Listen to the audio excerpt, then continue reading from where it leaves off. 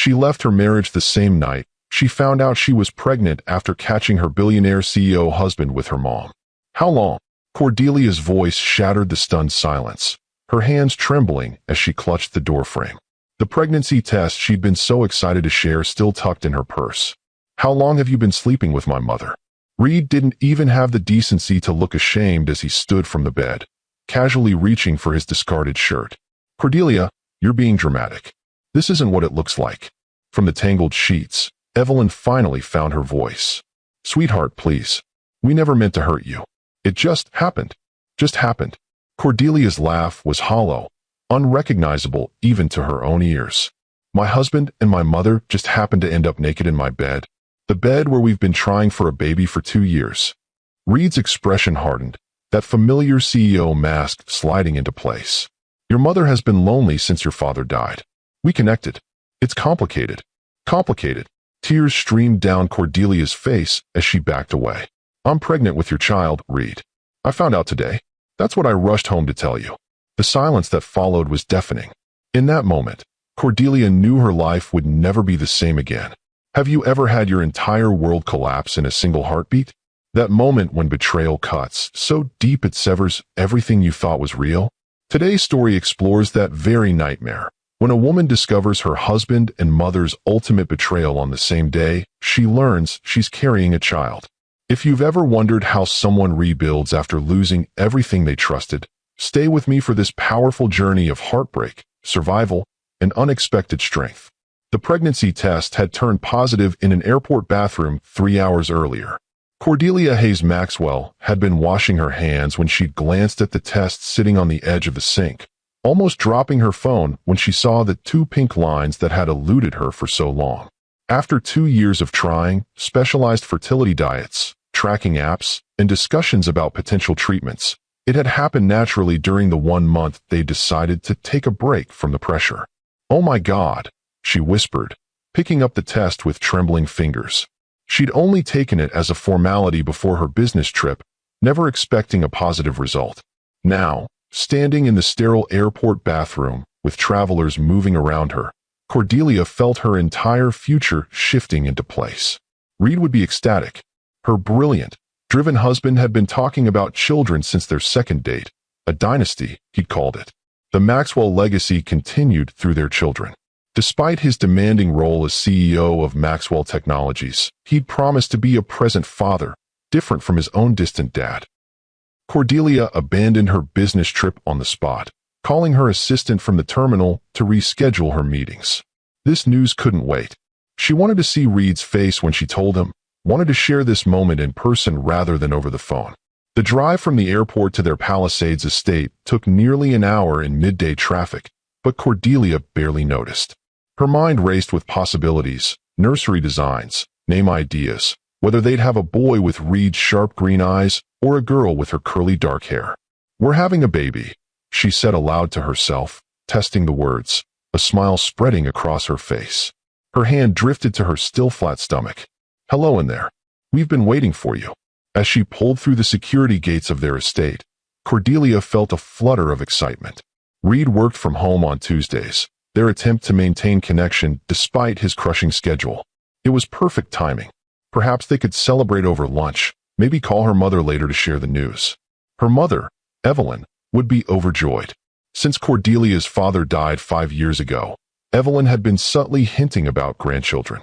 She'd been a rock for Cordelia during the difficult fertility journey, always offering support and never pushing too hard despite her obvious desire for a grandchild.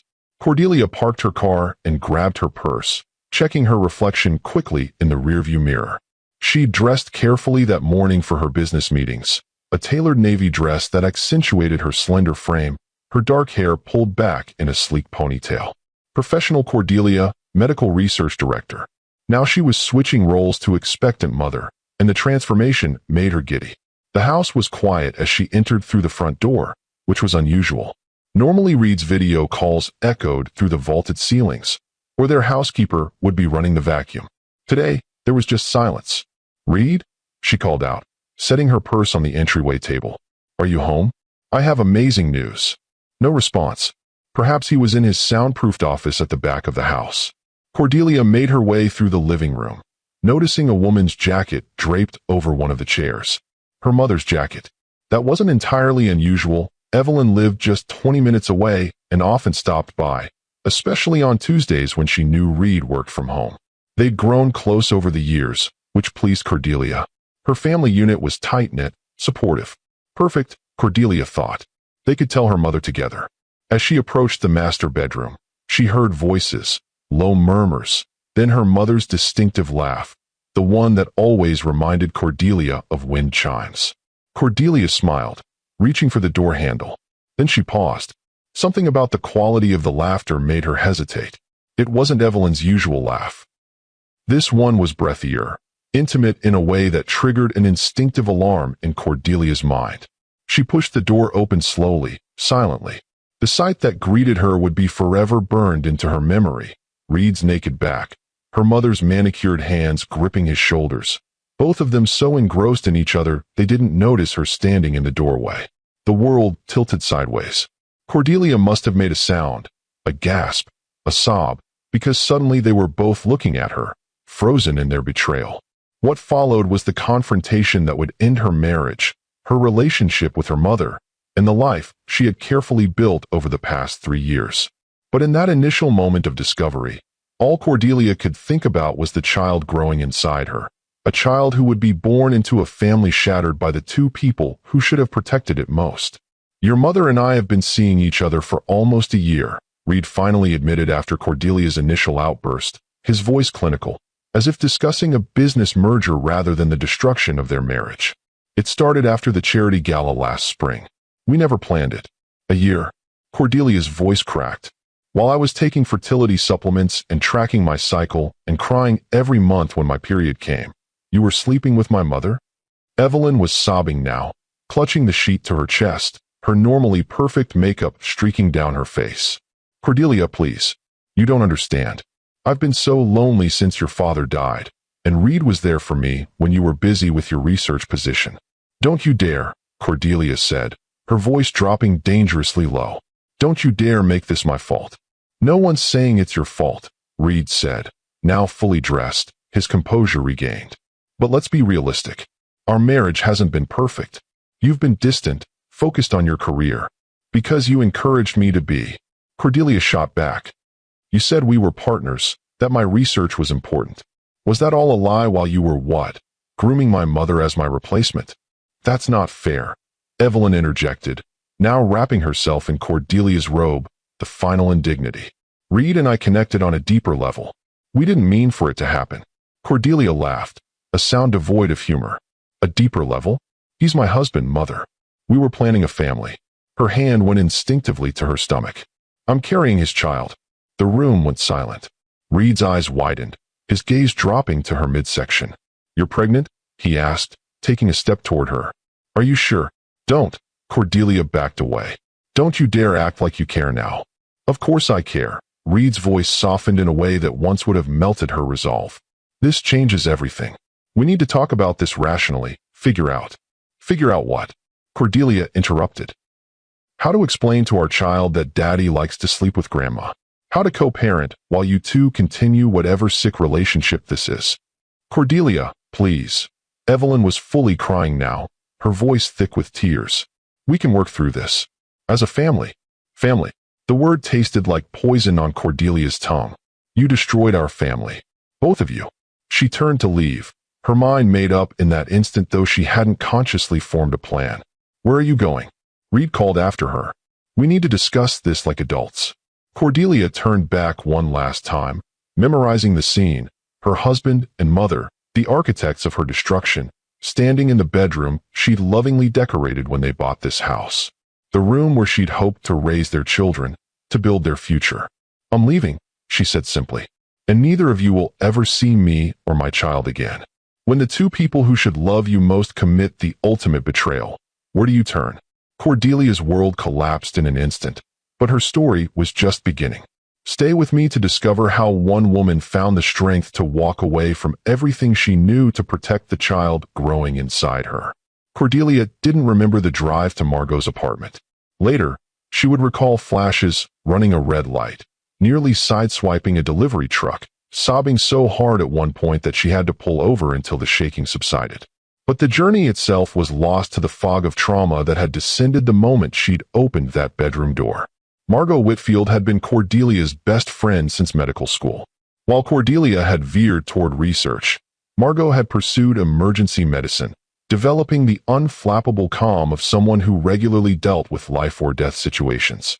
That calm was exactly what Cordelia needed as she pounded on Margot's door, mascara streaking her face, barely able to form coherent sentences. "Whoa, COR, breathe," Margot said, pulling her inside the modest apartment. "Sit down before you fall down." "What happened?" "Reed, my mother." Cordelia managed between gasping sobs. Margot's brow furrowed. "Your mother? Is she okay? Did something happen to Evelyn?" "She's sleeping with Reed," Cordelia finally blurted out. "I caught them. In our bed." Margot's expression shifted from concern to shock to rage in the span of seconds. "What? Your mother and Reed? That's... Jesus, Cor." "It gets worse," Cordelia said, her hand going to her stomach in what was already becoming a protective gesture. "I'm pregnant. I found out today."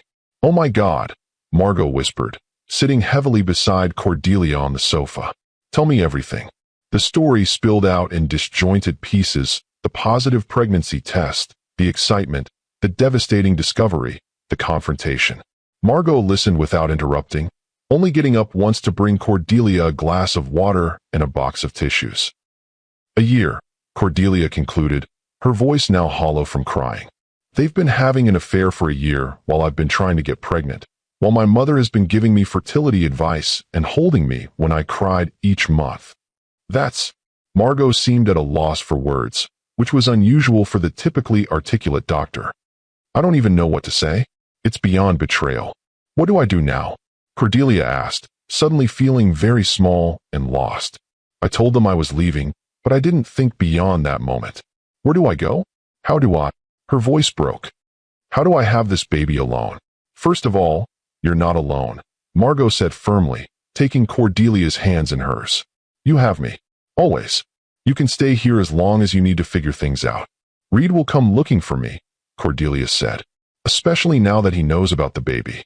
He's always talked about heirs, about the Maxwell legacy. He won't let me just disappear with his child." "Let me worry about that," Margot said, a steely determination in her voice. "Right now, you need to rest. You're in shock, and stress isn't good for the baby. We'll figure everything out tomorrow." Cordelia nodded, suddenly exhausted to her bones. "Thank you," she whispered. "I don't know what I'd do without you." "You'll never have to find out," Margot promised, pulling her friend into a tight hug.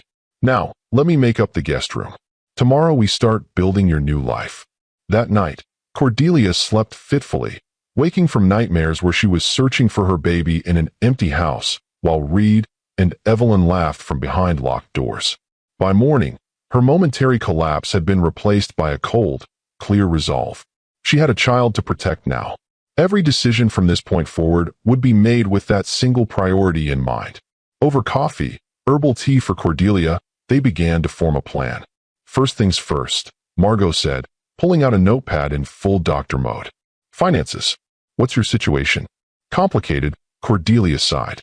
"Reed insisted we merge everything when we married. Joint accounts, joint investments. My salary from the Research Institute goes into our shared account. And your name is on the house? The cars. Everything is in both our names. But Reed's family money is what purchased most of it. And there's a prenup," Cordelia added. "It's actually quite fair. I get a percentage based on years married. But it would take months to fight for it. And I'd have to stay in contact with him." "What about your personal accounts from before the marriage? Did you close everything?" Cordelia thought for a moment. "Not everything. I have an old savings account from medical school. Reed wanted me to close it, but I kept it for sentimental reasons. It probably has about 10,000 in it." "That's a start," Margot nodded. "What about your mother? Does she have access to your accounts?" "No, but..." Cordelia trailed off, a new realization dawning. "I've been supporting her since Dad died. The monthly transfers to cover her mortgage, her living expenses, it all comes from our joint account. She's financially dependent on us. On Reed now, I suppose. Which gives her a strong motivation to side with him," Margot concluded grimly. "Okay, we need to move fast before either of them freezes you out. I can lend you some cash to get started somewhere new.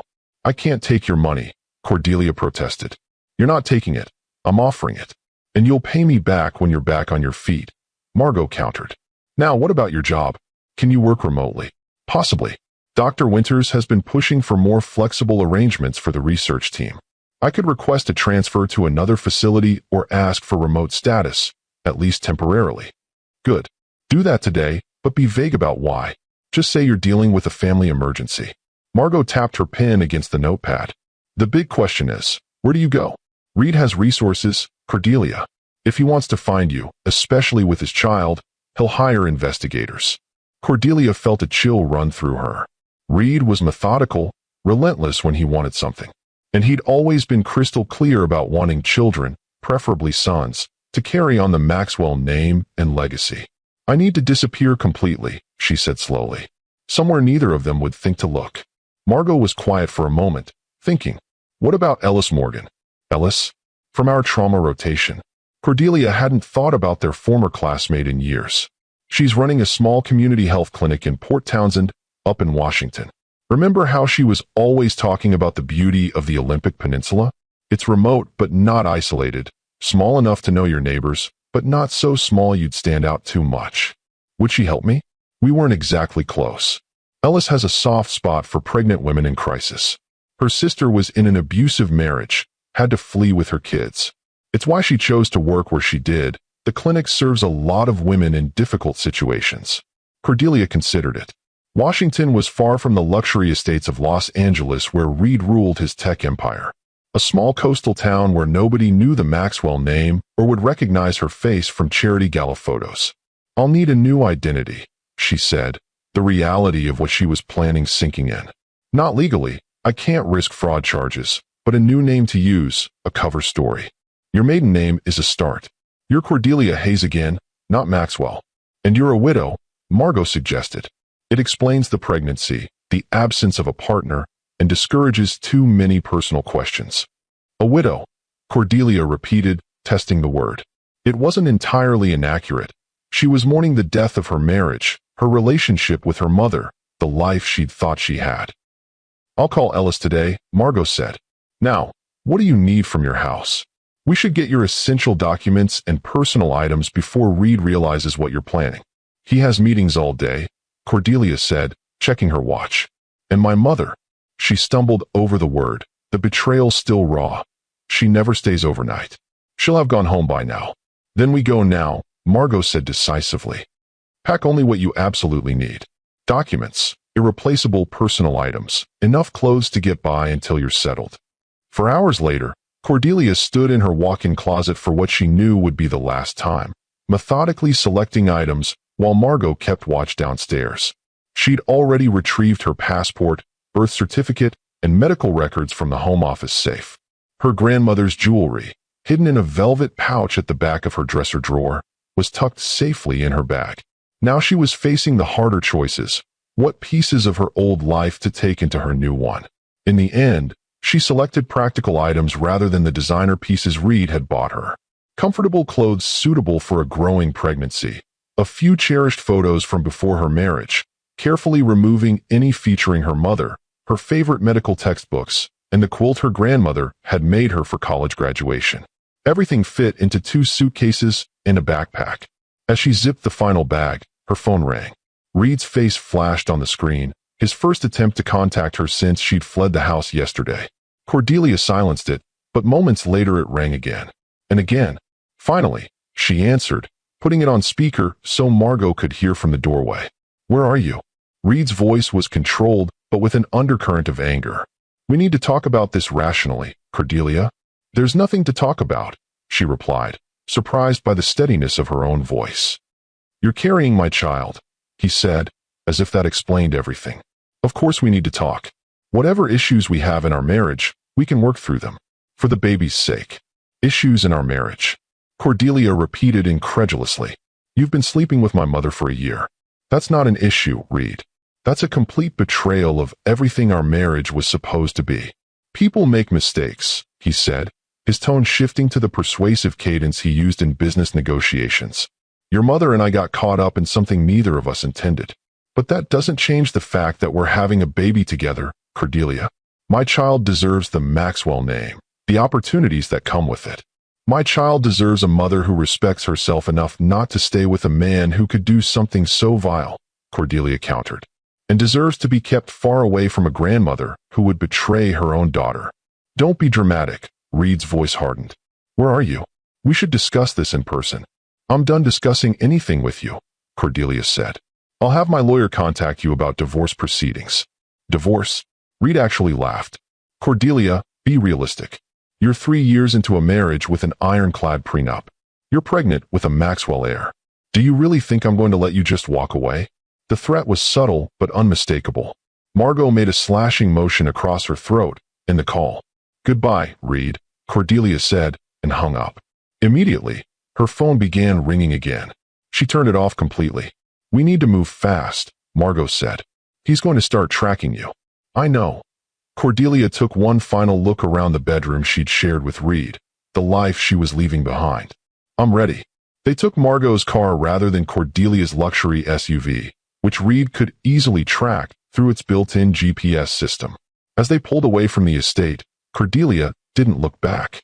Her hand rested on her still flat stomach, her focus entirely on the future growing inside her. I just heard from Ellis, Margot said as they drove toward her apartment. She can help. She's got a furnished rental cabin that just opened up. It belongs to the clinic. They use it for visiting specialists. It's yours for as long as you need it. I don't know how to thank you, Cordelia said, tears threatening again. Both of you. Just take care of yourself and that baby, Margot replied. And maybe name it after me if it's a girl, she added with a wry smile, trying to lighten the moment. Cordelia managed a small laugh. Margot Hayes. It has a nice ring to it. Hayes, Margot nodded approvingly. It suits you. I never liked Maxwell anyway, too pretentious. As they continued planning her escape, Cordelia felt a strange sense of clarity emerging from the chaos of the past 24 hours. Her old life had been shattered beyond repair, but from the wreckage, something new was taking shape, a life defined by her own choices rather than Reed's expectations or her mother's influence. For the first time since she'd seen that positive pregnancy test, she felt a flutter of genuine hope. This child would not be a Maxwell heir, groomed to continue Reed's legacy. This child would be hers, raised with love and honesty in a home without betrayal.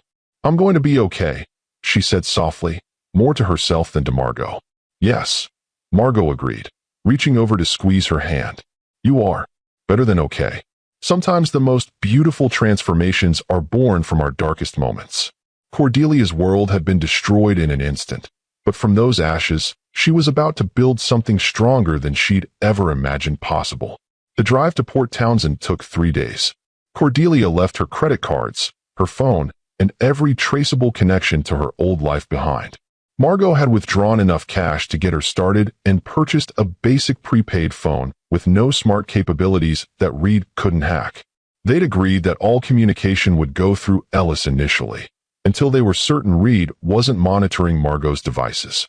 Ellis Morgan met them at the clinic after hours, her warm embrace making Cordelia realize how touch-starved she already felt after just 3 days on the run. The practical doctor had already prepared the cabin, stocked it with groceries, and arranged for Cordelia to undergo a complete prenatal workup the next morning. Thank you for this, Cordelia said as Ellis drove them to the cabin, tucked into a wooded area just outside town. I know we weren't close in medical school. Stop, Ellis interrupted gently. Any friend of Margot's is a friend of mine, and any pregnant woman fleeing a toxic situation deserves help, medical school connection or not. The cabin was small but cozy, 1 bedroom, an open living area with a kitchen nook and a surprisingly spacious bathroom. Windows looked out on towering pines, and in the distance, Cordelia could just make out a sliver of ocean between the trees. It's perfect, she said, feeling the tension in her shoulders release slightly for the first time in days. It's yours for as long as you need it, Ellis assured her. The clinic owns it, but we only use it when specialists visit, which is every few months. You'll have plenty of warning if we need to relocate you temporarily. I won't impose that long, Cordelia promised. Just until I get on my feet. Ellis gave her a knowing look. Pregnancy and new motherhood is challenging enough without your situation. Don't put arbitrary timelines on your healing. Now, let's get you settled. You must be exhausted. That night, after Ellis and Margot had left, Cordelia stood at the window watching darkness settle over the forest. The events of the past few days felt almost hallucinatory in their intensity. Had it really been only 4 days since she discovered she was pregnant? Since she'd found Reed and her mother together? Since she'd fled the only life she'd known as an adult? This is real, she whispered to herself, her hand resting on her stomach in what was becoming a habitual gesture. This is our life now. For the first time since she'd opened that bedroom door, Cordelia allowed herself to truly feel everything she'd been suppressing in favor of practical action. The rage, the hurt, the grief, the fear. She sank to the floor and sobbed until her throat was raw and her eyes burned, purging the poison of betrayal from her system. When the tears finally subsided, she felt oddly cleansed. Not healed, that would take much longer, but as if the wound had been properly cleaned, making space for recovery to begin. I promise you this, she said to her unborn child, her voice steady despite her tear-stained face. You will never know betrayal from me. You will always be able to trust that I put you first, and you will grow up surrounded by genuine love, not the counterfeit version I accepted for too long. The next morning, Cordelia began building their new life in earnest.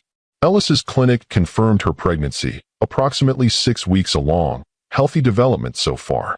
The staff, briefed on the basics of her situation without specifics, treated her with a gentle efficiency that soothed her frayed nerves. We should discuss your work situation, Ellis said over lunch in her office afterward. Margot mentioned you're in medical research. Yes, focused on autoimmune treatments, Cordelia confirmed. I've been with the Westridge Institute in LA for the past 4 years. I was actually up for department head before. She trailed off. Before everything imploded, Ellis finished for her. Have you spoken with them? I sent an email from a new account yesterday, requesting emergency family leave. I was vague about the details, just said I was dealing with a personal crisis and needed time. And Dr. Winters, my supervisor, responded almost immediately. He's approved 6 weeks of leave, no questions asked. He's always been supportive. That's a good start, Ellis nodded. But what about after those 6 weeks? Cordelia sighed. I'm not sure. I love my work, and I've built a reputation in my field. Starting over completely would mean sacrificing years of research and connections. You don't necessarily have to start over, Ellis mused. Medical research can often be done remotely, especially data analysis and literature review. And there's a growing trend toward distributed research teams. You think I could continue my work from here? Cordelia asked, hope flickering. It's worth exploring.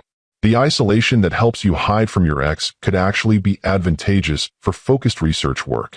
Ellis tapped her pen thoughtfully against her desk. And if you need institutional backing, the clinic has partnerships with several research hospitals. Not as prestigious as Westridge, perhaps, but legitimate. For the first time, Cordelia allowed herself to imagine a future that included both her child and her career. Perhaps she wouldn't have to sacrifice everything from her old life after all. The weeks that followed fell into a surreal routine. By day, Cordelia worked remotely, analyzing data sets and contributing to research papers using only her maiden name, Hayes.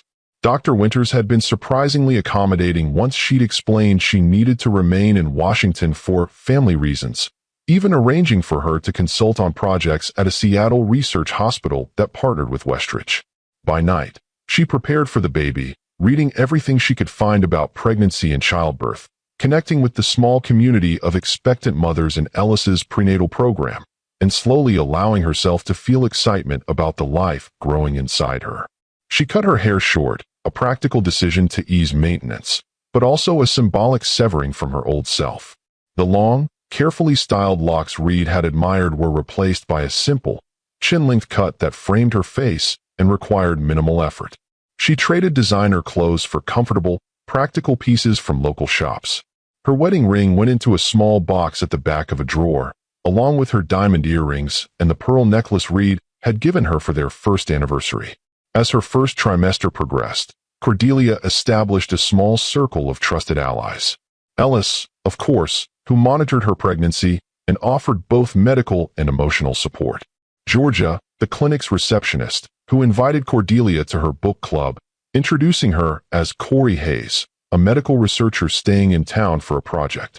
Samuel, the elderly neighbor whose wife had recently passed, who insisted on bringing her fresh vegetables from his garden and checking that her cabin was properly heated as autumn turned the peninsula's weather crisp and cool.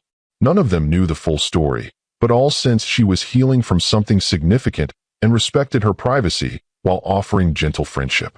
6 weeks into her self-imposed exile, just as her clinic-mandated leave was ending, the first complication arose. She was reviewing research proposals at the small desk in her cabin when her new email pinged with a message from Dr. Winters. "Cordelia, I've received a concerning call from Reed Maxwell. He claims you've gone missing and may be experiencing a mental health crisis. He asked for information about your whereabouts, citing concern about your pregnancy. I told him I couldn't discuss personnel matters, but advised him that you're on approved leave and in regular contact with the Institute. Wanted to warn you that he's actively searching. Take care, Charles Winters." Cordelia's heart raced as she read the message twice. Reed was looking for her, using her pregnancy as leverage, and he'd contacted her workplace, which meant he was being thorough in his search. With shaking hands, she forwarded the email to Ellis, adding, "Reed is actively searching. He knows about the pregnancy and is using it to justify his concern. Please warn Margot." Ellis responded within minutes, "Come to the clinic.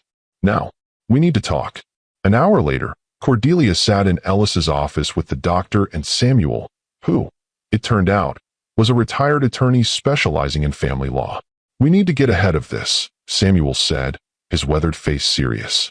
"If your ex-husband is as wealthy and connected as you've indicated, he has resources to find you. And using concern about your pregnancy and mental health is a clever tactic. It makes him look like a caring husband rather than a controlling ex." "What do I do?" Cordelia asked, her hand instinctively going to her stomach, now showing the first subtle curves of her pregnancy at 12 weeks. "First, we establish legal boundaries," Samuel said. "I can help you file for divorce remotely, through an attorney in California who won't disclose your location. We cite irreconcilable differences, maybe even adultery if you're willing to make that public." "I don't care if it's public," Cordelia said firmly, "but I don't want to use my mother's name specifically." "That's complicated." "Understandable," Samuel nodded. "The filing itself will give you some protection. It establishes that you left the marriage voluntarily and are of sound mind, countering any narrative he's building about your mental state." "What about the baby?" Ellis asked the question Cordelia was dreading. "In most states, he'll have legal rights as the father." "That's trickier," Samuel admitted. "Without a court-established custody arrangement, either parent technically has equal rights to the child after birth. But before birth, the mother's rights generally prevail, especially regarding medical decisions and privacy." "So he can't force me to return before the baby is born?" Cordelia clarified. "It would be extremely difficult for him to do so legally," Samuel confirmed. "But after birth, he could file for custody or visitation, especially if he can prove paternity, which he can easily do with a DNA test," Cordelia sighed. "So eventually I'll have to deal with him." "Eventually," Ellis emphasized. "But right now, your priority is maintaining a safe, stress-free pregnancy. Legal battles can wait until you're physically and emotionally stronger." Samuel patted Cordelia's hand gently. "I have colleagues in California who specialize in high-conflict divorces involving wealthy individuals. They know how to protect their clients' privacy while navigating the legal system. Let me make some calls." As they continued discussing strategies, Cordelia felt the baby flutter inside her for the first time, a sensation like butterfly wings, so subtle she might have missed it if she hadn't been sitting still. Her hand flew to her belly, her eyes widening. "What is it?" Ellis asked, noticing the gesture. "Are you feeling unwell?" "No," Cordelia said, a smile breaking through her worry. "I just felt the baby move. For the first time." Ellis's face softened. "That's earlier than many first-time mothers notice. You must be very in tune with your body. Or the baby is trying to remind me what matters most," Cordelia said, the tiny movement centering her amid the chaos of planning. "Whatever happens with Reed, with the divorce, with everything, this child comes first.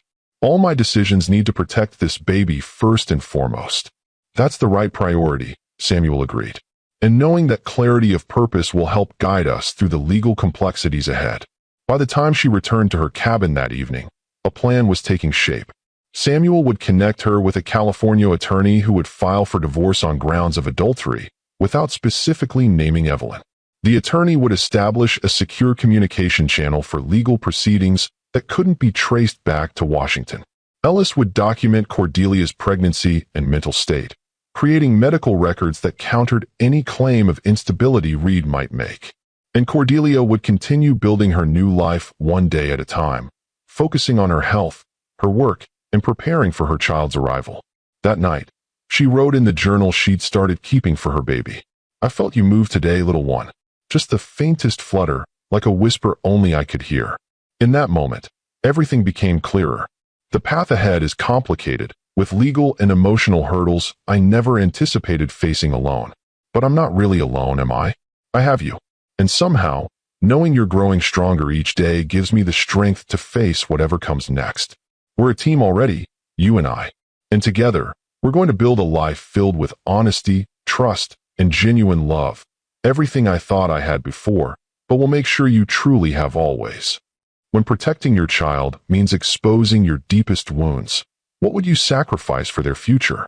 Cordelia was about to discover just how far a mother would go to shield her child from toxic influences, even if it meant confronting the powerful man she once loved. The weeks following her first feeling of the baby's movement brought a flurry of legal activity that Cordelia navigated from the safety of her remote cabin. Samuel's contacts had connected her with Juliana Perkins, a formidable divorce attorney in Los Angeles who specialized in high-profile separations with significant power imbalances. "He's already filed a motion requesting your medical records," Juliana informed Cordelia during one of their secure video calls, "claiming concern about your mental state and the health of his heir, as he keeps referring to the baby." "Can he get them?" Cordelia asked, a protective hand on her growing belly. "Not without your consent or a court order, which he doesn't have grounds for yet," Juliana assured her. "We've counterfiled with Ellis's assessment of your excellent mental health and normal pregnancy progression. The judge seems skeptical of his sudden concern, given that you've been gone for nearly 3 months. 3 months, Cordelia repeated softly. The time had passed in a blur of work, prenatal appointments, and slowly building a life in Port Townsend. Her small cabin now felt like home, with second-hand furniture she'd carefully selected, botanical prints she'd framed for the walls, and a corner of the bedroom beginning to transform into a nursery space. "Has he said anything about my mother?" Cordelia asked, the question still painful to voice even after months of separation. Juliana hesitated. "They're still together, at least publicly. She's been photographed at several events as his +1. The press is describing her as a family friend, supporting him through your mysterious absence." Cordelia laughed bitterly. "Family friend. That's one way to put it. We could use their relationship in court," Juliana suggested. "It strengthens our adultery claims significantly." "No," Cordelia said firmly. "I don't want her named specifically in the divorce. Not to protect her, but because I don't want that connection in public records my child might someday access. Let's stick with adultery with an unnamed partner." "As you wish," Juliana nodded. "But you should know that Reed is painting a very different picture. His filing describes you as unstable, claiming you had delusional episodes before disappearing. He's suggesting you invented the adultery as part of a breakdown." "Of course he is." Cordelia wasn't surprised. Reed never admitted fault or weakness. It was fundamental to his business success and personal failings alike. Do we have enough to counter that narrative? More than enough. Your consistently excellent performance evaluations at work, Dr. Winter's statement about your rational communication during leave, Ellis's current assessment, and the suspicious timing of your departure immediately after discovering your pregnancy. Juliana's tone was confident. No judge is going to buy a story that you suddenly became delusional the same day you learned you were pregnant. The conversation shifted to financial matters. Reed had indeed frozen their joint accounts the day after she left, but Juliana had successfully petitioned for temporary support given Cordelia's pregnancy. The money was being held in a trust account, accessible to Cordelia without revealing her location. "One more thing," Juliana said as they were wrapping up. "He's hired investigators. High-end ones. They've been questioning Dr. Winters, your former colleagues, even the doorman at your building. Be careful about digital footprints, phone calls to old contacts, anything that might create a trail." I am, Cordelia assured her. I'm using secure connections for work, and I haven't contacted anyone from my old life except through encrypted channels Ellis set up. Good. Because Reed Maxwell isn't a man accustomed to losing. Juliana's expression was grave. And from what I can tell, he views you and that baby as possessions he's determined to reclaim. After ending the call, Cordelia sat at her small desk, absently rubbing her expanding belly as she considered Juliana's warning. Reed had always been possessive, though she'd mistaken it for protectiveness during their marriage. The way he'd insisted on joint accounts, on knowing her schedule, on accompanying her to important work functions, she'd interpreted it as interest in her life, not control of it. A knock at the door interrupted her thoughts. She opened it to find Bennett Park, the clinic's new doctor, holding a cloth grocery bag. Ellis sent me with your prenatal vitamins and some fresh bread from the bakery in town, he explained with an apologetic smile. She got called into an emergency delivery. Thanks, Cordelia said, accepting the bag. Would you like to come in for tea? It's getting cold out there. Bennett hesitated only briefly before nodding. Tea would be great, if you're sure I'm not interrupting. At nearly 5 months pregnant, Cordelia had grown used to the kindness of the small community that had embraced her. But Bennett's thoughtfulness went beyond neighborly concern. The young doctor had joined Ellis's clinic just weeks after Cordelia's arrival, relocating from a prestigious hospital in Chicago for reasons he hadn't fully explained. There was a gentleness to him that Cordelia found both comforting and slightly unsettling after Reed's intensity. Just finished a legal call, she explained, putting the kettle on. Nothing urgent. Divorce proceedings still moving forward. Bennett asked, settling at her small kitchen table. Slowly. My ex is fighting every step, using my pregnancy as leverage. She didn't elaborate. Bennett knew only the broad strokes of her situation, not the specifics involving her mother. That must be stressful, Bennett observed, his dark eyes concerned. How's your blood pressure been? Cordelia smiled at the immediate shift to doctor mode. Perfect at my last check. This little one seems remarkably resilient despite everything. She passed him a mug of herbal tea before sitting across from him, her hand instinctively resting on her belly. Babies often are, Bennett agreed, though their mothers should still prioritize rest and minimizing stress. I'm trying, she sighed. Work helps, actually. Focusing on research problems gives my mind a break from the personal ones. I saw your name on that autoimmune therapy paper that just came out in the Journal of Immunology, Bennett mentioned. Impressive work, especially under the circumstances. Cordelia felt a flush of pride. You read it. Of course. Medical immunology was my fellowship focus before I switched to family medicine. He took a sip of tea. The applications for your treatment protocol could be revolutionary for rural populations with limited access to specialists. The conversation shifted into comfortable medical territory, research methodologies, treatment applications, the challenges of implementing new protocols in underserved communities. For an hour, Cordelia felt like her old self, the researcher whose mind had once been her greatest source of pride and identity. I should let you get back to your evening, Bennett said finally, noticing the darkening sky outside. But I enjoyed this. It's refreshing to have someone to discuss immunology research with in our little town. I enjoyed it too, Cordelia admitted. Sometimes I miss the intellectual stimulation of the Research Institute. Video conferences aren't quite the same as impromptu discussions over coffee in the lab. Well, my office door is always open if you need a medical research sounding board, Bennett offered, standing to leave. Or, if you just want company that doesn't revolve around pregnancy and divorce. His kind smile triggered an unexpected flutter in Cordelia's chest, one that had nothing to do with the baby's movements. She quickly dismissed it. The last thing she needed was romantic complications while still legally married and building a new life. I might take you up on that, she said instead, keeping her tone light. The medical research part, at least. After Bennett left, Cordelia stood at the window watching his truck navigate the winding road back toward town, wondering why the simple conversation had left her feeling more centered than she had in weeks. Perhaps it was just the normalcy of it, being seen as Dr. Hayes the researcher rather than Cordelia the pregnant divorcee in hiding. Whatever the reason, the brief respite from her complicated reality was welcome. She placed a hand on her growing belly, feeling a stronger kick than before. Was that a vote of approval, little one? She murmured. Do you like Dr. Park too? The answering flutter made her smile. For the first time in months, she allowed herself to imagine a future beyond mere survival, one where she thrived as both mother and researcher, where she might eventually open her heart again to someone worthy of trust.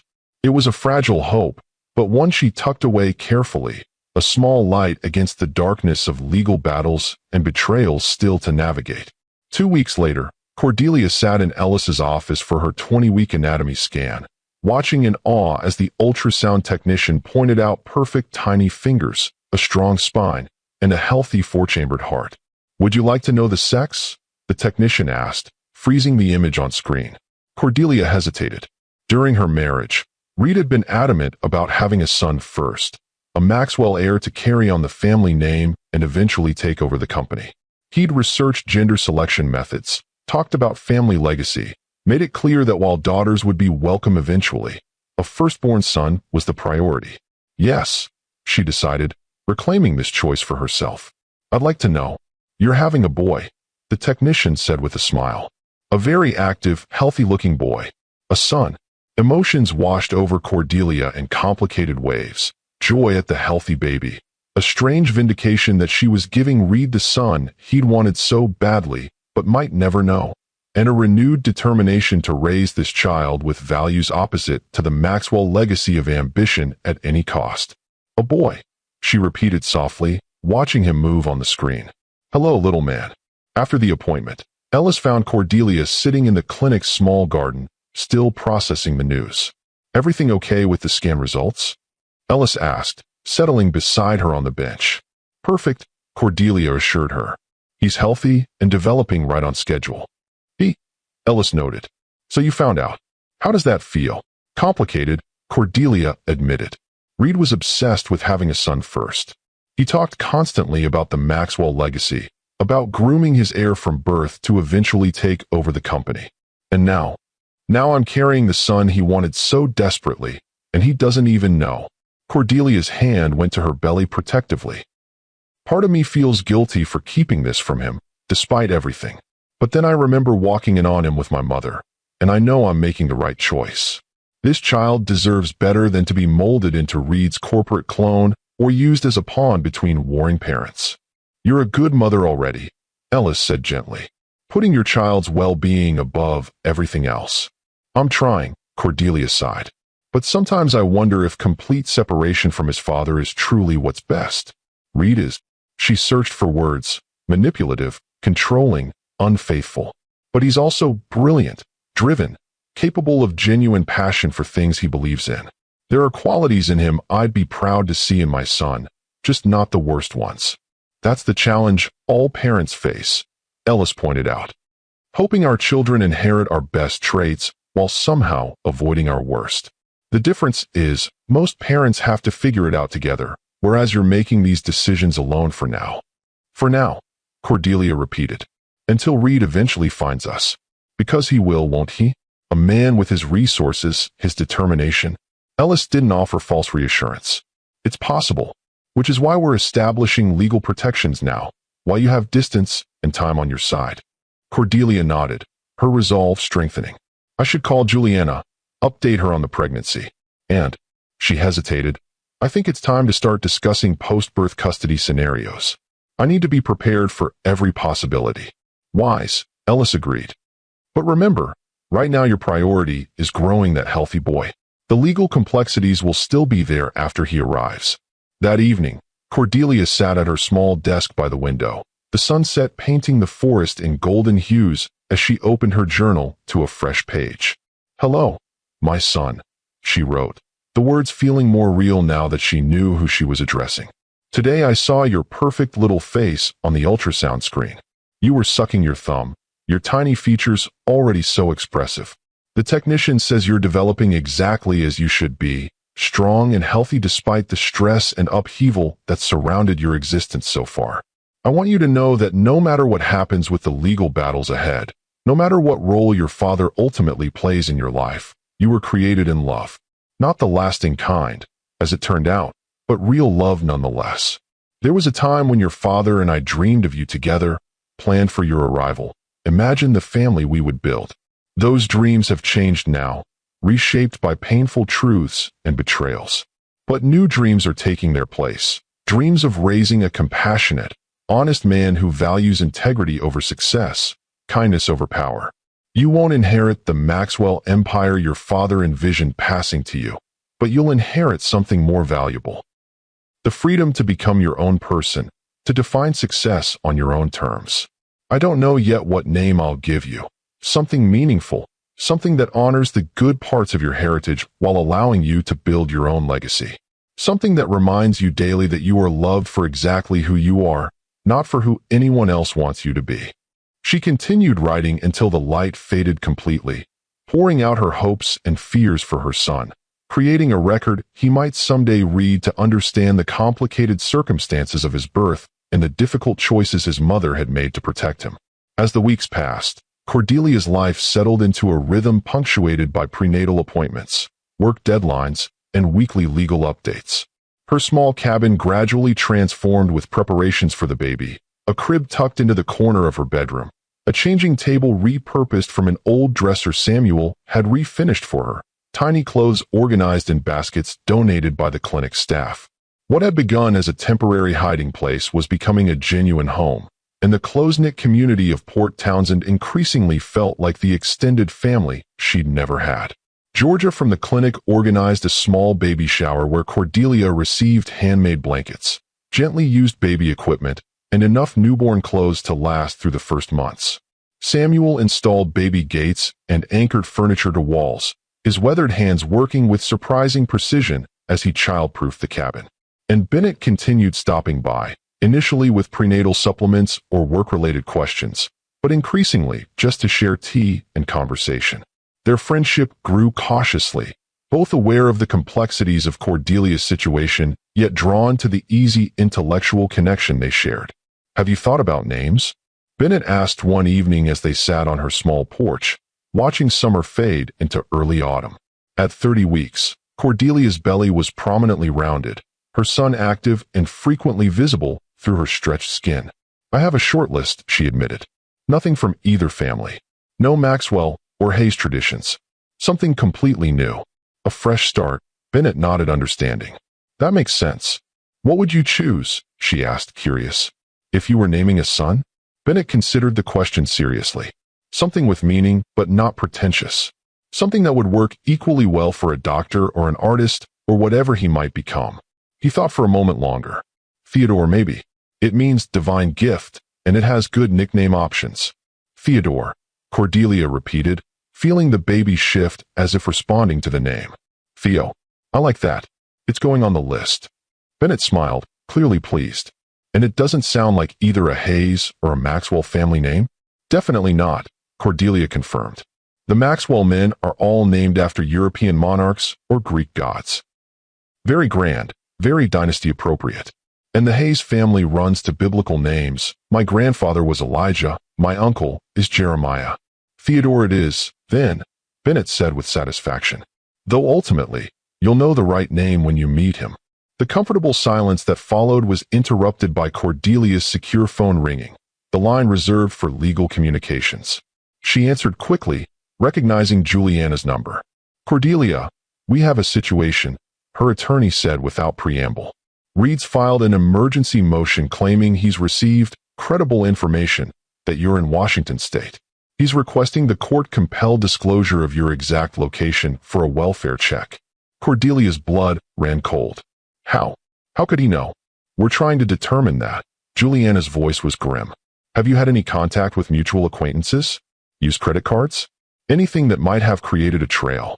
"No, nothing," Cordelia insisted, her mind racing. "I've been completely off-grid except for the secure channels Ellis set up." "What about work communications? Could someone from the Research Institute have inadvertently revealed something?" "Dr. Winters is the only one who knows I'm in Washington, and he'd never." Cordelia stopped abruptly, a horrible suspicion forming. "My mother. Could Reed have access to Dr. Winters' communications through my mother?" "Possibly," Juliana agreed. "Your mother was on the Institute's board of directors, wasn't she? And still is, according to their website. She has connections there, relationships with the administrative staff." Cordelia's voice shook slightly. if she pressured someone for information about my whereabouts, claiming maternal concern. That's a likely scenario, Juliana confirmed. The good news is that he only knows you're somewhere in Washington state, not your specific location. The bad news is that the judge is taking his request seriously given your advanced pregnancy. What do we do? Cordelia asked, acutely aware of Bennett listening intently beside her, his expression concerned. We can fight it, but that might raise more suspicions. Or we can control the narrative, Juliana suggested. Arrange a video conference with the judge where you confirm you're safe. The pregnancy is progressing normally, and you're under appropriate medical care. We emphasize that Reed's history of controlling behavior and infidelity necessitates maintaining your privacy until formal custody arrangements are established after birth. The video conference, Cordelia decided immediately. I have nothing to hide about my condition or care, but I won't disclose my location until legal protections are in place for my son. After ending the call, she turned to find Bennett watching her with a mixture of concern and admiration. He's getting closer, she said unnecessarily. My ex. He knows I'm in Washington. Washington is a big state, Bennett reminded her gently. And you have people protecting you here. The simple assurance touched Cordelia deeply. This unlikely community, Ellis, Samuel, Georgia, and now Bennett, had become her safety net, offering protection and support without question or judgment. I should be terrified, she admitted. But somehow, knowing all of you are with me. I'm not. Concerned, yes. Determined to protect my son, absolutely. But not afraid like I was when I first fled. Because you're stronger now, Bennett observed. You've been rebuilding yourself these past months, not just hiding.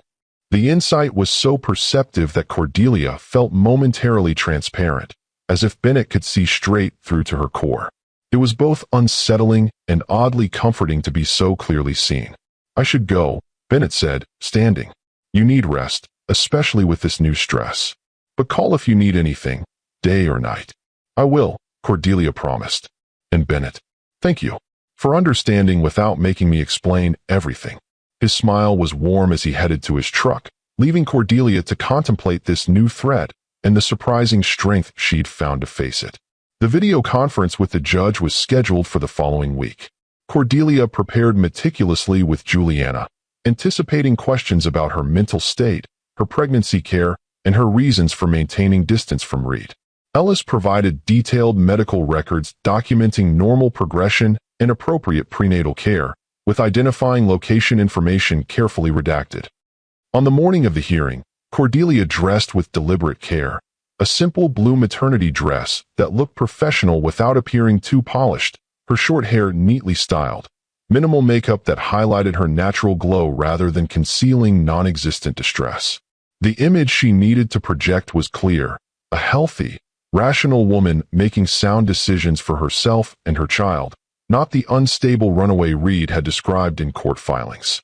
Ellis set up the secure video connection in her office, giving Cordelia privacy while remaining nearby if needed. When the call connected, Cordelia found herself facing Judge Patricia Hernandez, a stern-looking woman in her 60s, alongside Juliana and Reed's attorney, a sharp-featured man Cordelia recognized as James Thornton, one of Los Angeles's most aggressive divorce lawyers. Mrs. Maxwell, Judge Hernandez began. Dr. Hayes, Your Honor, Cordelia corrected gently. I've resumed using my professional name. The judge nodded, making a note. Dr. Hayes, thank you for making yourself available for this conference. As you know, your husband, estranged husband, Juliana interjected. Estranged husband, the judge amended, has expressed concern about your well-being and that of your unborn child. He has requested the court compel disclosure of your location to facilitate a welfare check and appropriate prenatal care. I understand his stated concerns, Your Honor, Cordelia replied, emphasizing the words stated slightly. However, as the medical records provided to the court demonstrate, I am receiving excellent prenatal care from qualified professionals. My pregnancy is progressing normally, and both my physical and mental health are stable. You appear well, Judge Hernandez acknowledged, studying Cordelia through the screen. May I ask why you feel it necessary to conceal your location from Mr. Maxwell? He is, after all, the father of your child. Cordelia had anticipated this question.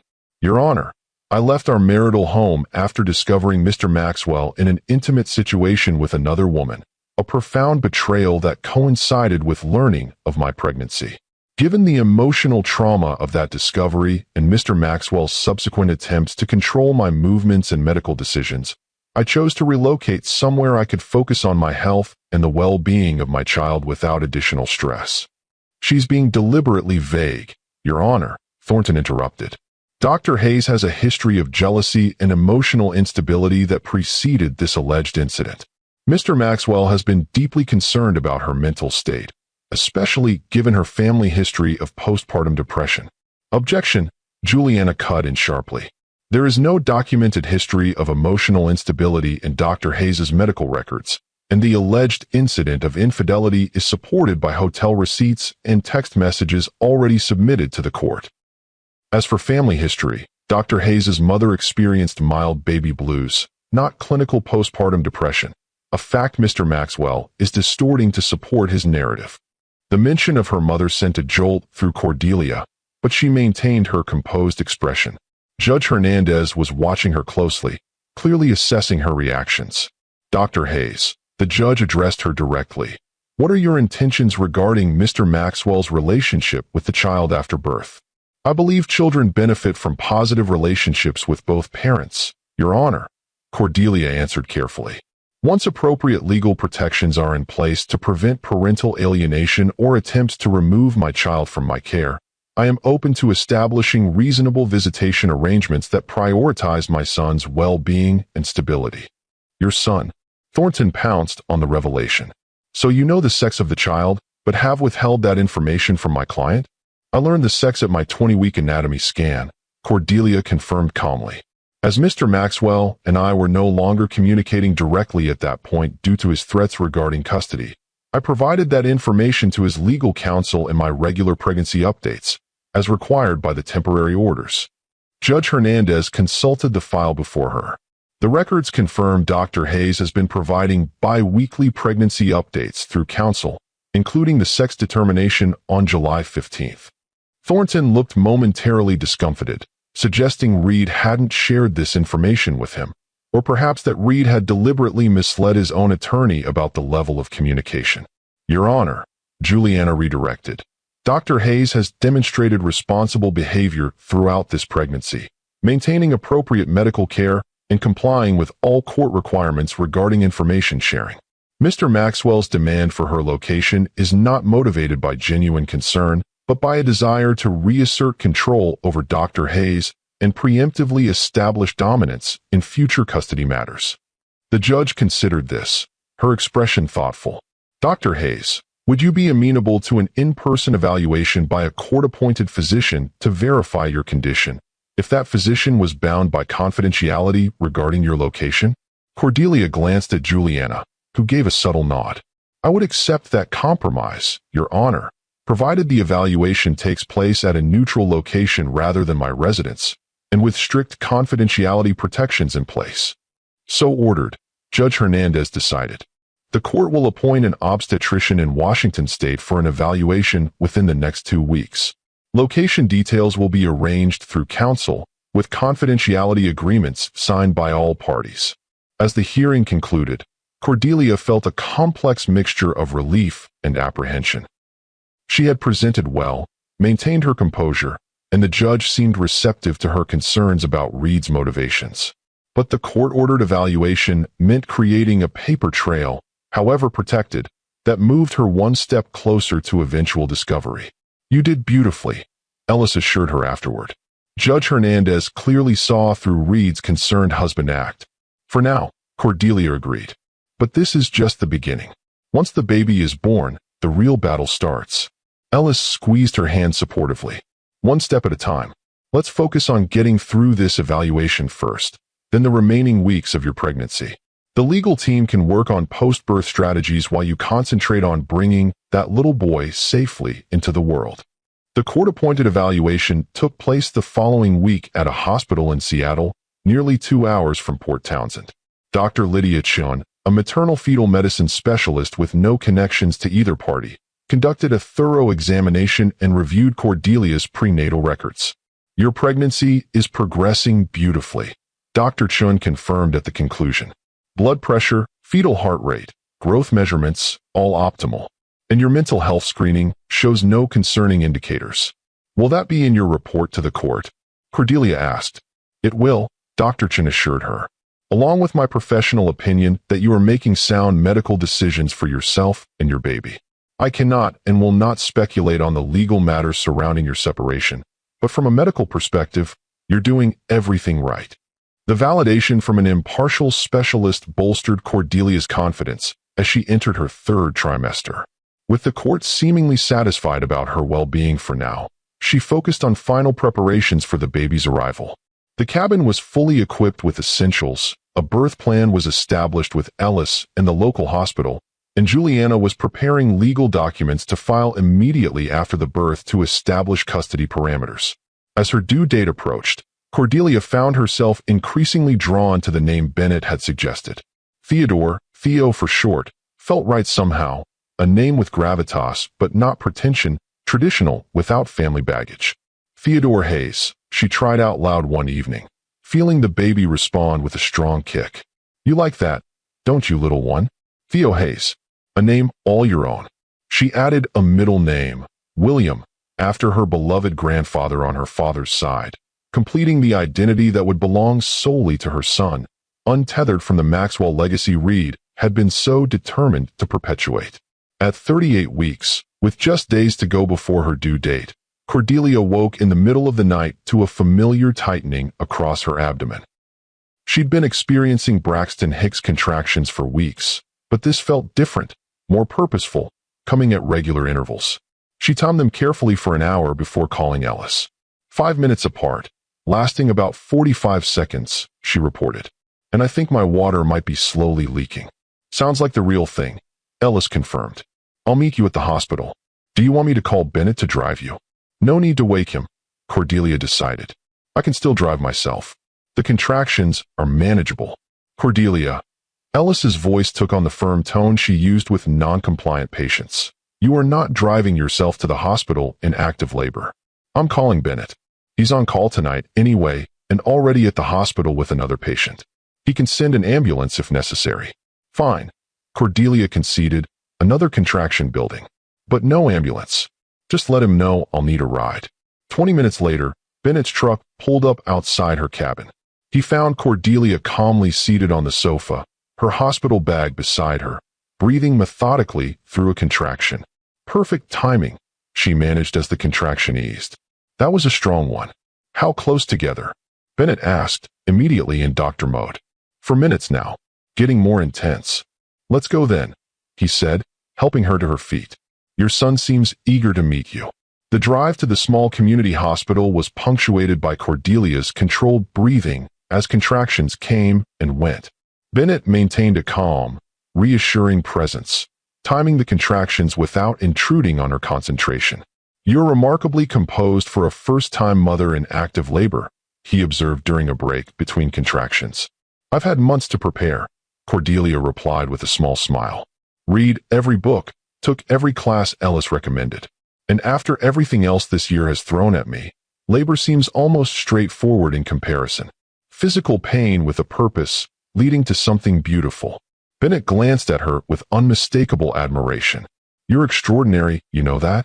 Most people would have broken under half the pressure you've faced. Not broken, Cordelia corrected as another contraction began. Just transformed. Into someone stronger than I knew I could be. At the hospital, Ellis was waiting with the labor and delivery team. Cordelia's labor progressed rapidly, her body seemingly as efficient in childbirth as in everything else.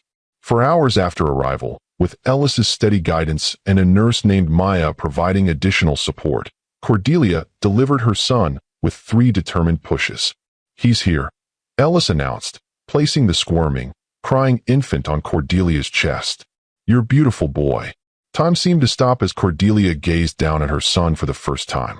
His tiny face was scrunched in protest at the bright new world, his fists waving angrily as he wailed his displeasure. Despite the vernix still coating his skin and the slight cone shape to his head from the birth canal, she could already see hints of his parentage, Reed's strong chin, her darker coloring. "Hello, Theodore," she whispered, tears streaming down her face. "Hello, my brave little Theo. I've been waiting for you." The newborn's cries settled at the sound of her voice, his eyes squinting open briefly before closing again, his tiny body relaxing against her skin.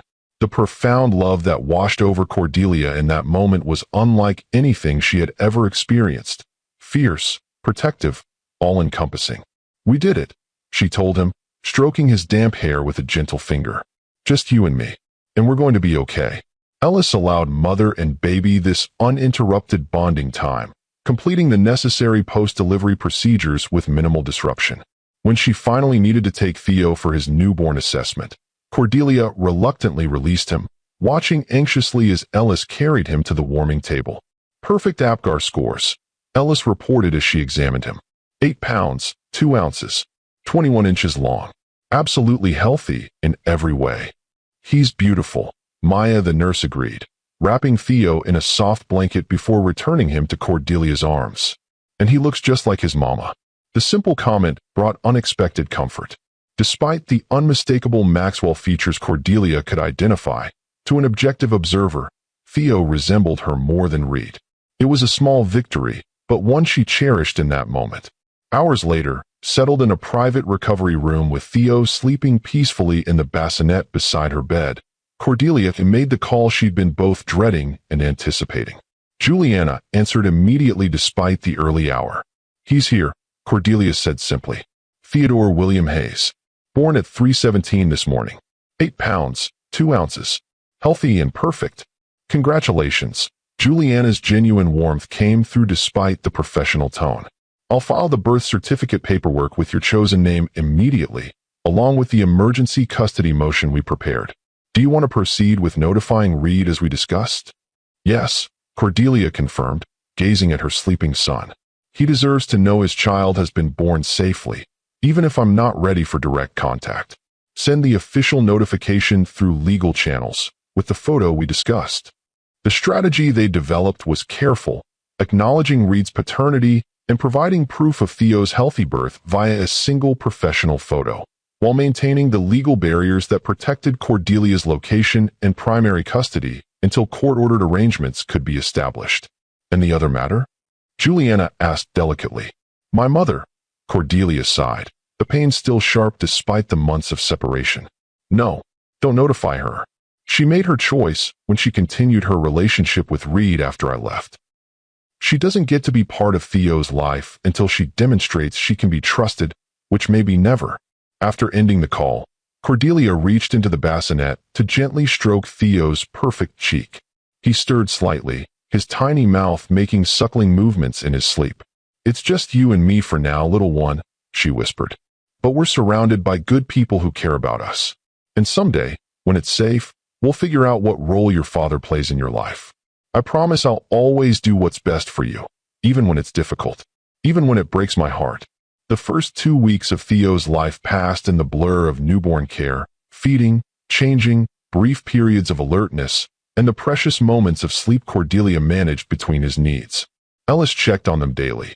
Samuel brought homemade meals, and Georgia organized a rotation of clinic staff to help with household chores while Cordelia recovered and bonded with her son.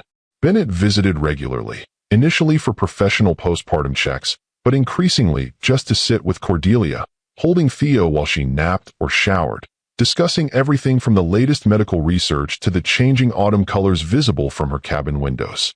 "He's thriving," Bennett observed one afternoon as Theo nursed contentedly, his tiny hand pressed against Cordelia's skin. "And you seem to be adapting to motherhood remarkably well." "It feels natural," Cordelia admitted. "More natural than I expected, given how unnatural our circumstances are.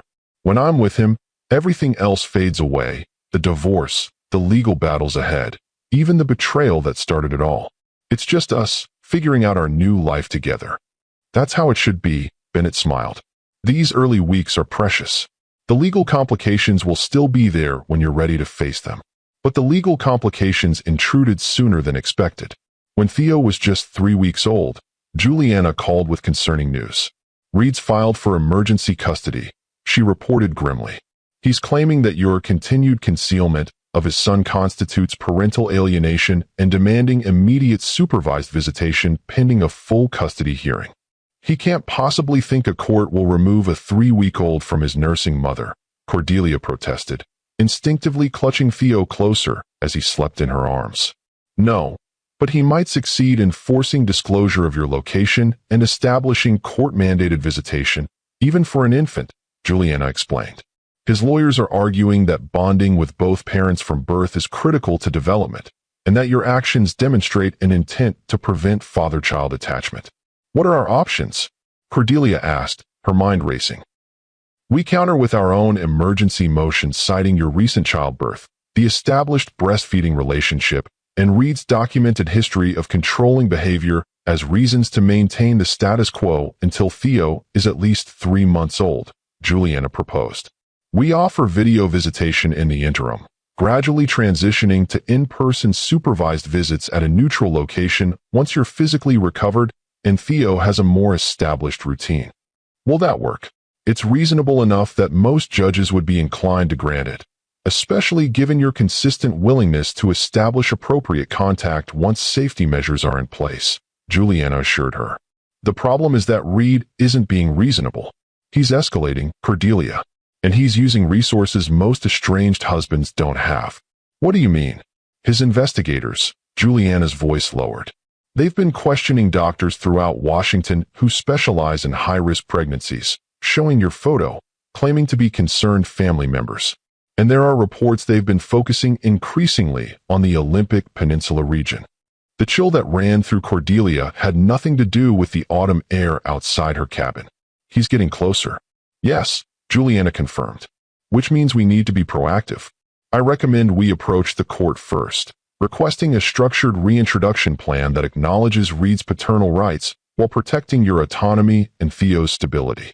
If we demonstrate reasonableness, the judge is more likely to view Reed's aggressive tactics unfavorably. Do it, Cordelia decided, looking down at her sleeping son. Draft whatever you think gives us the best protection while still appearing cooperative. After ending the call, Cordelia sat in the rocking chair by the window, watching the October rain pattering against the glass as Theo slept peacefully against her chest. The precarious peace she'd established in Port Townsend was threatened now, the protective bubble around her and Theo growing thinner by the day.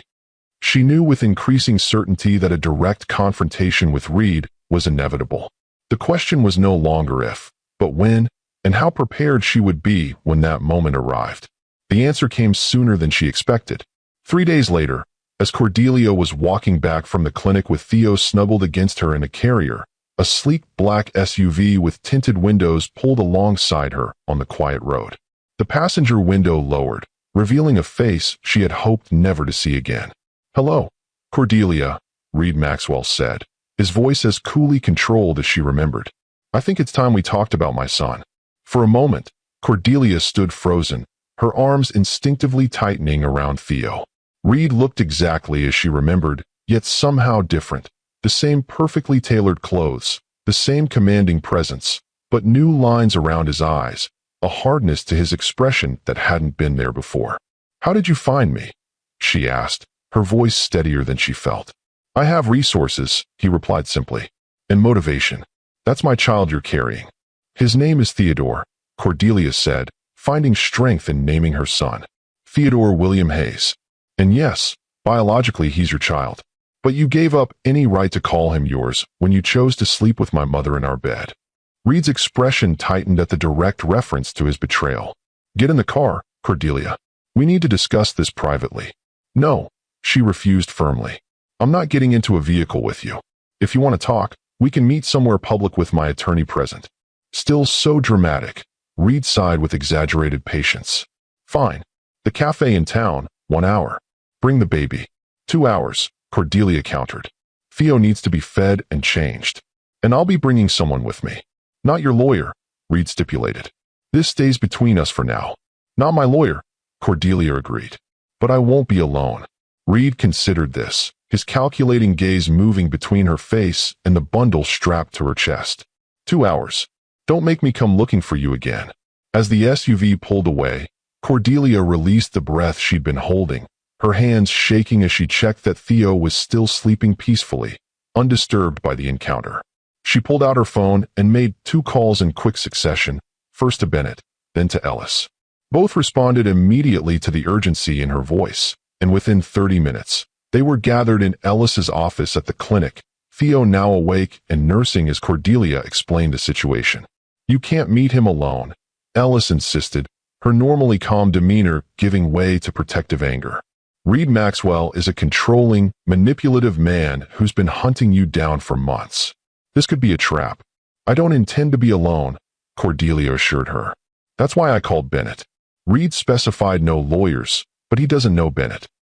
"Having a doctor with me gives me medical backup if needed, while appearing less confrontational than legal representation." Bennett nodded his understanding. "I'll stay calm, professional, and focus on Theo's well-being if questions arise." "But Cordelia, Ellis is right about the potential risks. What's to stop him from trying to take Theo by force once he has you both in a public place?" "Several things." Cordelia had already considered this. First, Reed is obsessed with public image. Creating a scene in the town cafe would generate exactly the kind of attention he avoids. Second, legally he'd be committing parental kidnapping since I have temporary sole custody pending court hearings. And third, she added with grim determination, I will not let him take my son. Period. The fierce maternal protection in her voice left no room for doubt. This was not the same woman who had fled Los Angeles in panic and grief 6 months earlier. This was a mother prepared to fight with everything she had. We should have backup regardless, Ellis insisted. I'll call Samuel. He can sit at another table, appear to be a random patron. And I'll alert Georgia to have her phone ready to call the sheriff at the first sign of trouble. Agreed, Cordelia nodded. But I need to face him, Ellis. Continuing to hide will only escalate the situation. Better to establish boundaries now, on my terms, than wait until he forces a confrontation on his. 2 hours after the roadside encounter, Cordelia entered the town's busy cafe with Theo secured in his carrier against her chest and Bennett walking protectively beside her. She dressed carefully, practical nursing accessible clothes rather than anything that might suggest she'd prepared specially for this meeting. Her short hair was simply styled, her face bearing only minimal makeup. The message was clear. This was her everyday life now, not a special occasion warranting extra effort. Reed was already seated at a corner table, his expensive suit and commanding presence drawing curious glances from the local patrons. His eyes fixed on Cordelia immediately, narrowing slightly when he registered Bennett's presence beside her. I said alone, he remarked coldly as they approached. You said no lawyers, Cordelia corrected, sliding into the seat across from him. This is Dr. Park, Theo's pediatrician. Given that this conversation concerns a 4-week-old infant, having medical expertise present seemed prudent. Reed's gaze shifted to Bennett, assessing him with the calculated precision he applied to business competitors. Bennett met his stare evenly, his expression professionally neutral despite the tension radiating between them. Fine, Reed conceded, his attention returning to the carrier strap to Cordelia's chest. I want to see my son. His name is Theodore, Cordelia reminded him, carefully unbuckling the carrier. Theo for short. She lifted the sleeping infant out, cradling him so Reed could see his face. Despite her determination to remain emotionally detached, something twisted painfully in her chest as she watched Reed see his son for the first time. The hard lines of his face softened momentarily, a flash of genuine emotion breaking through his controlled exterior. He looks like me, Reed observed quietly, reaching out a finger toward Theo's cheek. Cordelia instinctively pulled back slightly. Medical clearance first. Dr. Park can verify you don't have any contagious conditions before you touch a newborn. It was a reasonable precaution that also served to establish her authority as Theo's primary protector. Reed's jaw tightened, but he submitted to Bennett's brief questioning about recent illnesses and hand sanitizing before being allowed to touch his son. He's perfect, Reed said, his finger gently tracing Theo's small features. Exactly what I imagined our child would be. What do you want, Reed? Cordelia asked directly, wanting to move past the false sentimentality. Why track us down rather than working through legal channels? Reed's expression hardened again, the businessman replacing the momentarily affected father. Legal channels were getting me nowhere. You've been hiding my son from me for months, Cordelia. What did you expect? I expected you to respect the temporary court orders while we established a reasonable custody arrangement, she replied evenly. Instead, you hired investigators to hunt me down, frightening a woman who was first pregnant and then caring for a newborn. You left me no choice, Reed countered. You disappeared without warning, taking my heir with you. After finding you in bed with my mother, Cordelia reminded him, her voice low but intense. After discovering that the two people I trusted most had been betraying me for months while I was undergoing fertility treatments, blaming myself for our inability to conceive. Reed had the grace to look momentarily discomfited, but recovered quickly. That situation was unfortunate, but it doesn't justify depriving me of my son, the Maxwell name and legacy. Stop, Cordelia interrupted. Just stop. Theo is not a Maxwell. Legally, medically, in every way that matters, he is Theodore William Hayes. He will not be a pawn in your corporate dynasty plans or a band-aid for your damaged marriage. Our marriage isn't over yet, Reed pointed out. The divorce isn't final. It is over, Cordelia stated firmly. It ended the moment I found you with my mother. The legal formalities are just paperwork. Reed studied her face, seeming to truly see the changes in her for the first time. The confidence, the unwavering resolve, the absence of the deference she had once shown him. You've changed, he observed. Yes, she agreed simply. Motherhood will do that. So will betrayal. So will rebuilding your life from scratch. Theo began to stir in her arms, making the small rooting motions that signaled hunger. Cordelia adjusted her position, preparing to nurse him. Not here, Reed said sharply, glancing around the cafe. Yes, here, Cordelia countered calmly. He's hungry, and I feed my son when he needs it, wherever we happen to be. I use a cover for privacy, but I don't hide natural infant feeding to make others comfortable. Without waiting for further objection, she draped a light muslin cloth over her shoulder and positioned Theo to nurse, maintaining eye contact with Reed throughout to make clear this was non-negotiable. Bennett, who had remained silent during the exchange, spoke up. Perhaps we should discuss practical next steps while Theo is feeding. Dr. Hayes has indicated willingness to establish appropriate visitation once certain conditions are met. What conditions? Reed demanded, his attention shifting reluctantly from the nursing baby to Bennett. Legal recognition of Theodore's name as chosen by his mother, Bennett began, reciting the points Cordelia had outlined earlier. Formal custody arrangements that acknowledge Dr. Hayes as primary caregiver with liberal but structured visitation for you.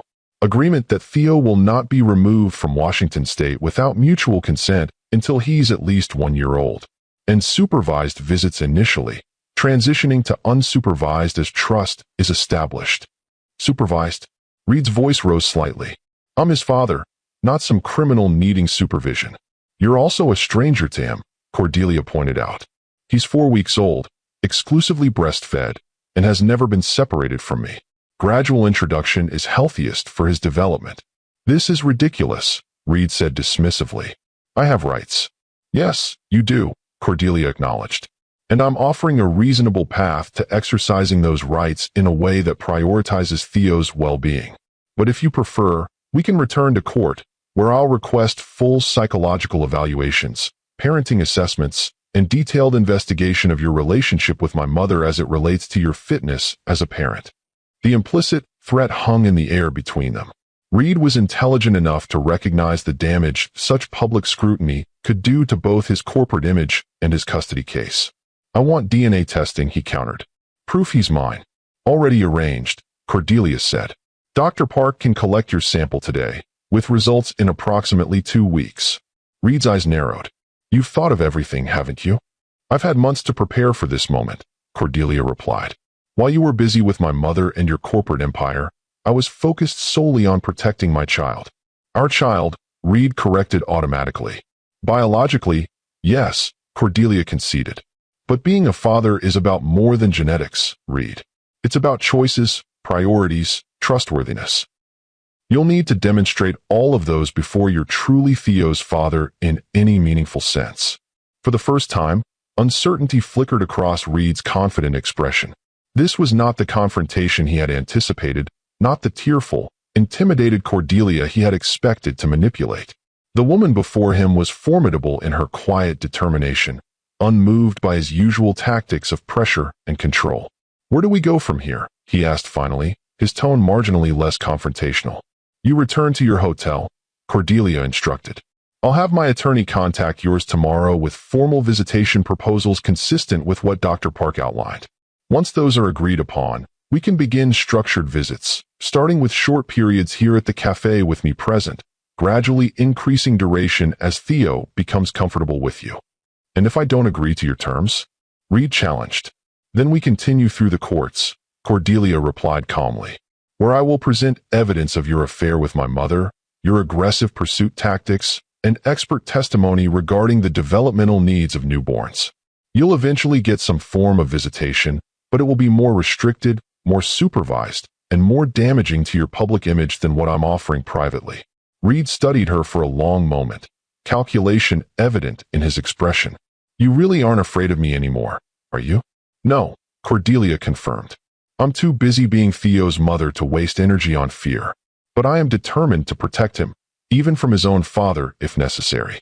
Something shifted in Reed's demeanor, a subtle acknowledgement that the power dynamic between them had fundamentally changed. He might have greater financial resources and business influence, but Cordelia possessed the moral high ground and maternal authority that no court would easily dismiss.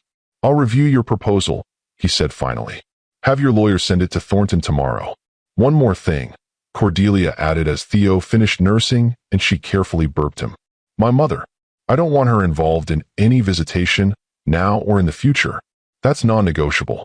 A strange expression crossed Reed's face. "That won't be an issue," he said after a moment. "Evelyn and I are no longer involved." "I don't care about your romantic status," Cordelia clarified. "I'm stating clearly that the woman who betrayed her own daughter will not have access to my son. Ever."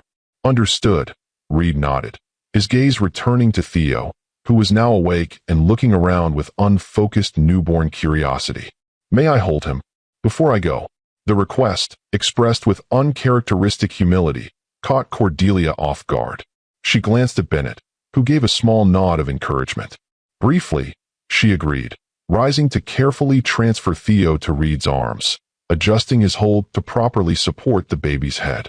"Like this."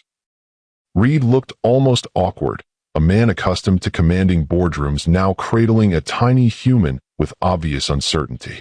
But as Theo settled against him, his expression transformed again, the hardness giving way to something that might have been wonder. "Hello, Theodore," he said softly, using the formal name Cordelia had chosen. "I'm your father."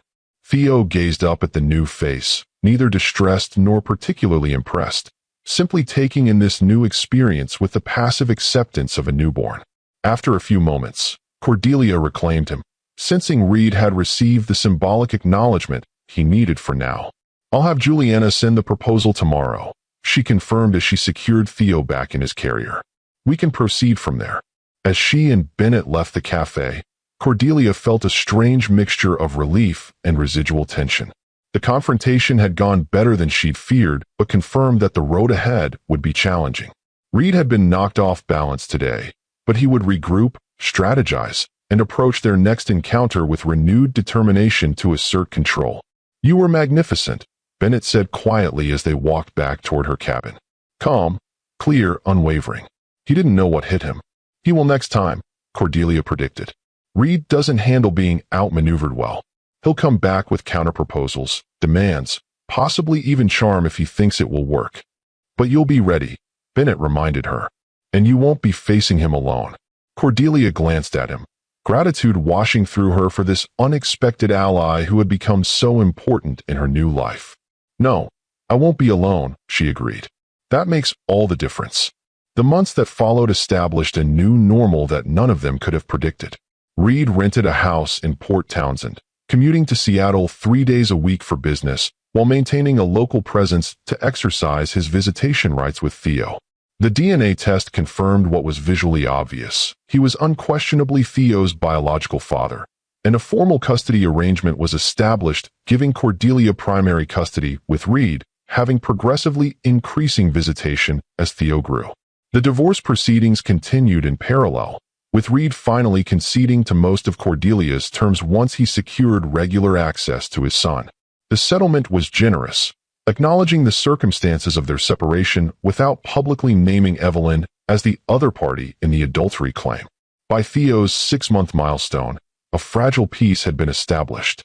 Reed had proven himself surprisingly adaptable to co-parenting, following Cordelia's lead on feeding schedules, sleep routines, and developmental activities. His initial attempts to assert control had gradually given way to genuine interest in his son's well-being. Perhaps the first time in his life Reed had prioritized someone else's needs above his own ambitions. "He's actually not terrible at this," Cordelia admitted to Bennett one evening as they walked along the harbor after Theo's handoff to Reed for his weekly overnight visit. "I never thought I'd say that, but he's making a real effort." "People can surprise you," Bennett observed. "Sometimes becoming a parent changes priorities in ways nothing else can." "It's certainly changed mine," Cordelia agreed, watching the sunset paint the water in shades of gold and pink. "A year ago, I was a different person entirely, focused on career advancement, social standing, maintaining the perfect image of a successful power couple. Now, success means Theo's happy smile when he wakes up, or mastering a new research protocol that might help patients, or—" She hesitated, glancing at Bennett, finding connections that are genuine rather than advantageous. Bennett's hand found hers, their fingers intertwining with the easy familiarity that had developed between them over months of shared experiences. "Like this one?" he asked softly. "Exactly like this one," she confirmed, squeezing his hand gently. They had been careful, taking things slowly out of respect for Cordelia's still healing heart and the complexities of her co-parenting situation. But the connection between them had deepened gradually from professional respect to friendship to something increasingly profound. "I've been meaning to ask you something," Bennett said as they continued their walk. "The research hospital in Seattle has approached me about joining a study on rural healthcare access. It would mean one day a week in the city, but the rest of my practice would remain here with Ellis."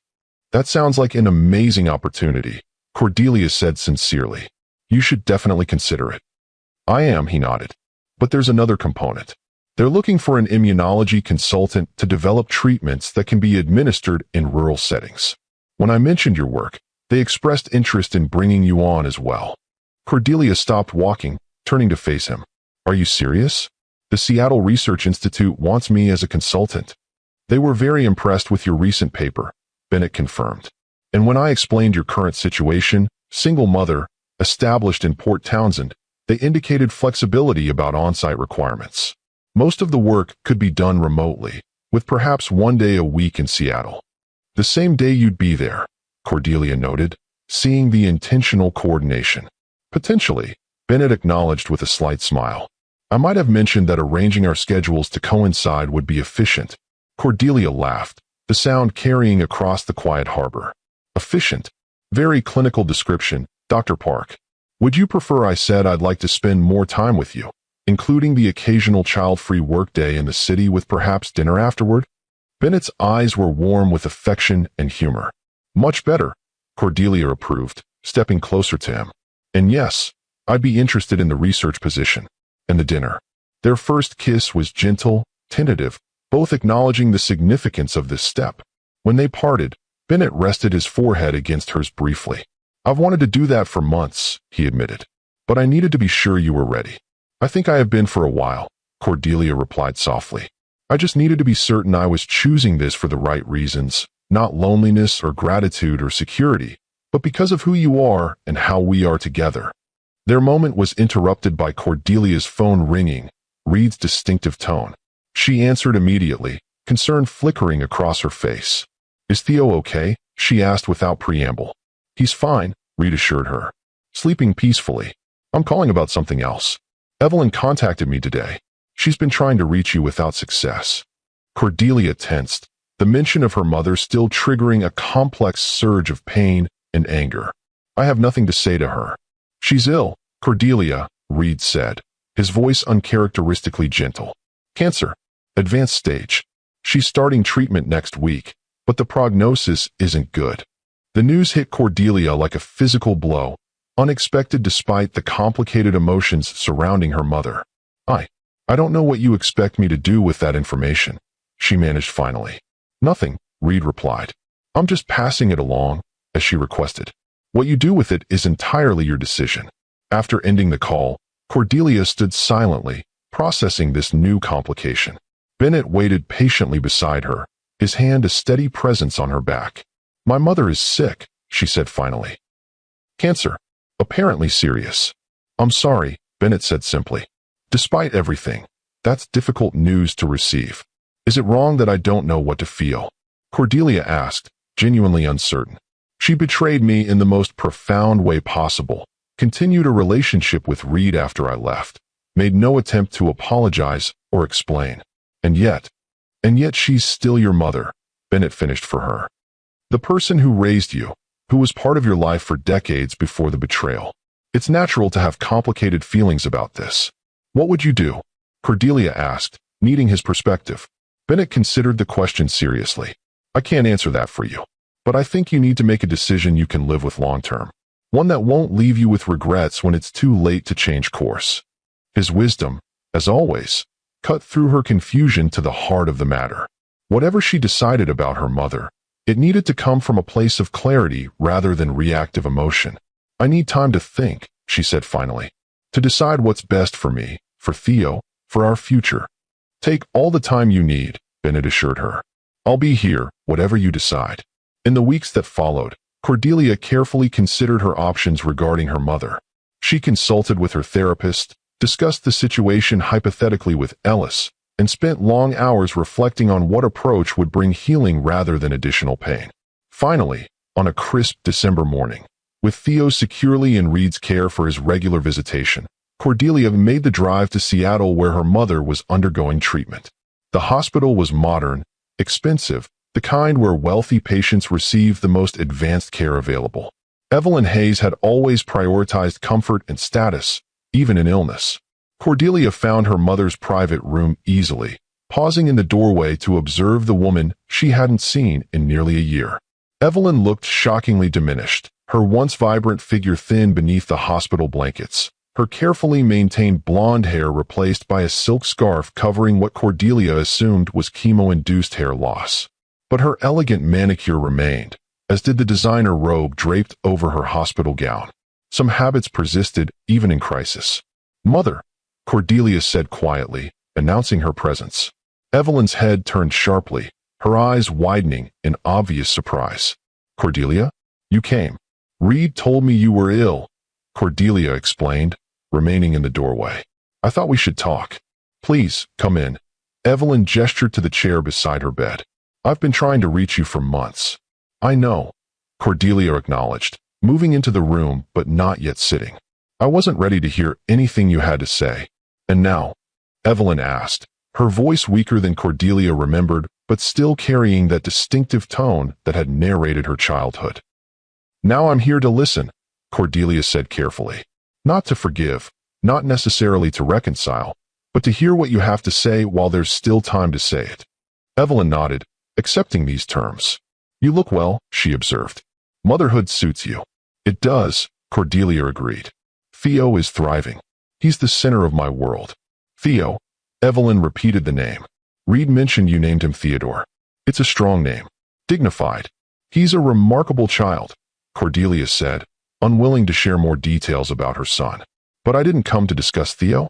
I came to understand, if I can, how my mother could betray me the way you did. The directness seemed to catch Evelyn off guard, but she nodded again, accepting the confrontation. I've had a lot of time to think about that question, especially since the diagnosis. There's no justification, Cordelia. Nothing I can say that would make what I did acceptable. Try anyway, Cordelia instructed, finally taking the chair, but maintaining distance. I want to hear your thought process. Evelyn was quiet for a moment, seemingly gathering her thoughts. After your father died, I was lost. More than I let anyone see. Harold had been my whole world for 30 years. My identity was completely wrapped up in being his wife, your mother, the perfect corporate spouse. When he was gone, I had no idea who I was anymore. So you decided to become your daughter's husband's lover? Cordelia couldn't keep the bitter edge from her voice. That was your solution to an identity crisis? It wasn't planned, Evelyn insisted. When you and Reed got married, you both made me feel included, valued. Reed would consult me on business matters, ask my opinion about investments, things Harold had always handled. It made me feel relevant again, respected. That doesn't explain how consultations turned into an affair, Cordelia pressed. It happened gradually, Evelyn admitted. Late-night discussions after you were asleep or traveling for work. Confidences shared about his business concerns, my loneliness. Reed was attentive in a way I hadn't experienced since your father's early illness. And I was flattering to his ego, admiring, supportive, undemanding. Unlike me, Cordelia noted, the pieces falling into place. I challenged him, expected partnership rather than adoration. He resented that more than you knew, Evelyn confirmed. Reed needs admiration the way most people need air. Your success in your own field threatened him, though he'd never admit it. The insight into her former marriage might have been valuable a year earlier. Now, it merely confirmed what Cordelia had gradually realized on her own, that Reed had wanted a supportive accessory more than an equal partner. When did it become physical? She asked, needing the full timeline. 6 months before you found us, Evelyn admitted, her gaze dropping to her thin hands. After that charity gala for the children's hospital. You had to leave early for a work emergency. Reed was angry that you'd prioritized work over his event. I comforted him. The memory of that night came back sharply. An important research trial had shown unexpected complications, requiring Cordelia's immediate attention. Reed had been cold for days afterward, accusing her of embarrassing him by leaving his side during important networking opportunities. You comforted him, Cordelia repeated flatly. By sleeping with him. Yes, Evelyn acknowledged simply. It was unforgivable. A moment of weakness that became a pattern of betrayal. A pattern that continued even after I left, Cordelia pointed out. You moved into my house, appeared publicly with my husband, all while knowing I was pregnant with his child. I told myself you had abandoned him. Evelyn's voice was barely audible. That you'd overreacted, that eventually you'd come back, and we'd find some way to repair the damage. When months passed without word, Reed convinced me you wanted nothing to do with either of us, that we might as well find comfort in each other. Convenient rationalization, Cordelia observed coldly. Yes, Evelyn agreed, surprising Cordelia with her candor. I've had a lot of therapy since the diagnosis. Enough to recognize the self-deception I engaged in to justify my actions. She looked up, meeting Cordelia's gaze directly. I destroyed our relationship for temporary validation from a man who discarded me the moment he confirmed Theo's paternity. There's no excuse for that. Only profound regret. The admission hung in the air between them, stripped of justifications or deflections. Just the raw truth of a terrible choice and its irreversible consequences. When did it end with Reed? Cordelia asked, curious despite herself. The day he received legal confirmation that Theo was his son, Evelyn replied. He came home, packed his things, and informed me he was relocating to Washington State to be near his child. Said our arrangement had run its course. And you were surprised by this? Cordelia couldn't keep the incredulity from her voice. After watching how he treated me, I thought I was different, Evelyn admitted with a self-deprecating laugh that turned into a small cough. The eternal delusion of the other woman. I knew the patterns from watching him with you, but convinced myself they didn't apply to me. That I understood him better, supported him more effectively. Until you weren't useful anymore, Cordelia concluded. Exactly. Evelyn adjusted her position slightly, wincing with the movement. The universe has a certain poetry to its justice sometimes.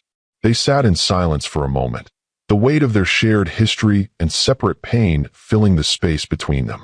I don't hate you, Cordelia said finally. I thought I did for a long time. But hate requires energy I'd rather direct elsewhere. What I feel now is pity, maybe. For the choices you made and what they cost you. Pity is fair, Evelyn acknowledged. I've lost my daughter, my grandson, my self-respect, and now, it seems, my health. A comprehensive accounting for my sins. Is that why you wanted to see me? For absolution before the end? No. Evelyn shook her head slightly. I wanted to apologize, yes. But more than that, I wanted you to know that despite my terrible choices, I am proud of the woman you've become. Reed told me how you've handled everything. Your pregnancy, the legal battles, establishing a new life. You've shown a strength I never possessed. The unexpected praise from the woman whose approval Cordelia had sought for most of her life stirred complicated emotions. "I did what was necessary to protect my son." "You did more than that," Evelyn insisted. "You rebuilt yourself from the ground up. That takes extraordinary courage." Another silence fell, less tense than before, but still heavy with unresolved feelings. "I should go," Cordelia said finally, rising from the chair.